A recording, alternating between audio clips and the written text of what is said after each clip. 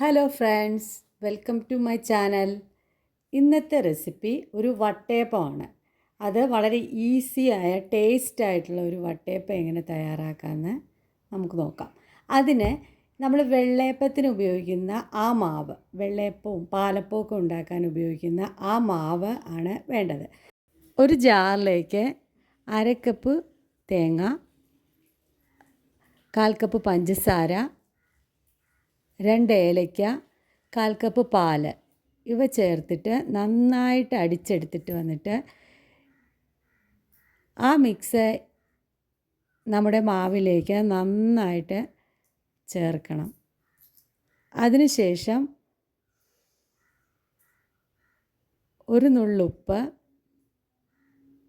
പിന്നെ നല്ല കറുത്ത എള്ള് അതും കൂടി ചേർത്ത് നന്നായിട്ട് മിക്സ് ചെയ്തെടുക്കണം.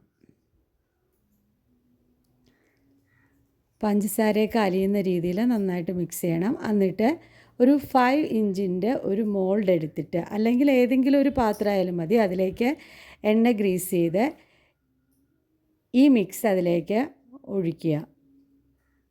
എന്നിട്ട് ഒരു ഗാർണിഷിന് വേണ്ടിയിട്ട് ആ എള്ള് കുറച്ച് ഫ്രണ്ടിൽ ഒന്ന് തൂകിക്കൊടുക്കുക. എന്നിട്ട് ഒന്ന് ടാപ്പ് ചെയ്തതിന് ശേഷം, എയർ ബബിൾസ് പോകാനാണ്, നന്നായിട്ട് ചൂടായിട്ടുള്ള ഒരു സ്റ്റീമറിലേക്ക് വെച്ചിട്ട് നന്നായിട്ട് ആവി കയറ്റിയെടുക്കുക.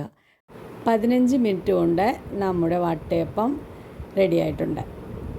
ഈ വട്ടയപ്പം ഭയങ്കര ടേസ്റ്റാണ്, അതുപോലെ തന്നെ ഹെൽത്തിയാണ്, കൊളസ്ട്രോൾ ഫ്രീ ആണ്, കുട്ടികൾക്കെല്ലാം കൊടുക്കാൻ നല്ലൊരു സ്നാക്സാണ്.